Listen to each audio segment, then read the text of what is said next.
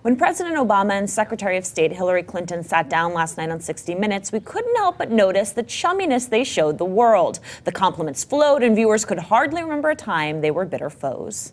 After I ended my campaign, I immediately did everything I could to help the president get elected, because despite our hard-fought primary, we had such agreement on what needed to be done for our country. It made for tough debates, by the way, because we could never figure out what we were differed on. Yeah, we worked at that pretty hard. But he is pretty persuasive, I'll tell you that much. And he kept saying, well, I want you to think about it again. I want you to wait a minute. Don't give me a final answer. I'll tell you what I finally thought. I thought, you know, if the roles had been reversed and I had ended up winning, I would have desperately wanted him to be in my cabinet. So if I'm saying I would have wanted him to say yes to me, how am I going to justify saying no to my president? And it was a great decision, despite my hesitancy about it.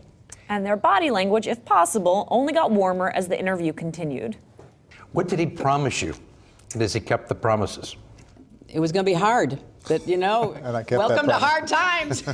I mean, because the one thing he didn't mention was, he basically said, you know, we've got this major economic crisis that may push us into a depression. I'm not going to be able to do a lot to satisfy the built-up expectations for our role around the world. So you're going to have to get out there and, you know, really represent us while I deal with, you know, the economic catastrophe I inherited.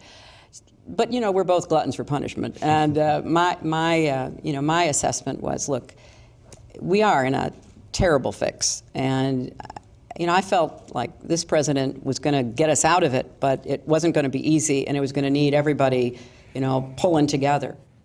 You. No, you.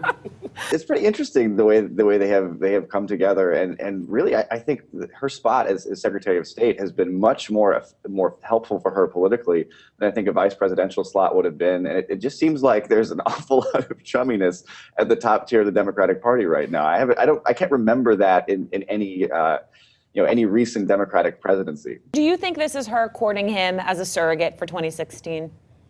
I mean, on some level, you just can't ignore that. I mean, she has also done, I think, about as good a job as Secretary of State as Obama could have hoped anyone could possibly have done, particularly, as she mentioned, in a period of economic crisis. You know, it wasn't just an economic crisis in the United States. There was an economic crisis all over the world, where other countries had, you know, much fewer resources, far fewer resources to deal with them than we did here. So she really had her work cut out for her, and I think Obama feels like in some sense he owes her for that. I mean, there have been foreign policy problems in the last 4 years, but things could have been far, far worse than they actually have been in several respects. So, you know, I think Obama's view is, you know, she didn't undercut me after the 2008 primary. She did a really good job as Secretary of State. So if I need to smile and help her get elected in 2016, you know, that is a pretty small price to pay.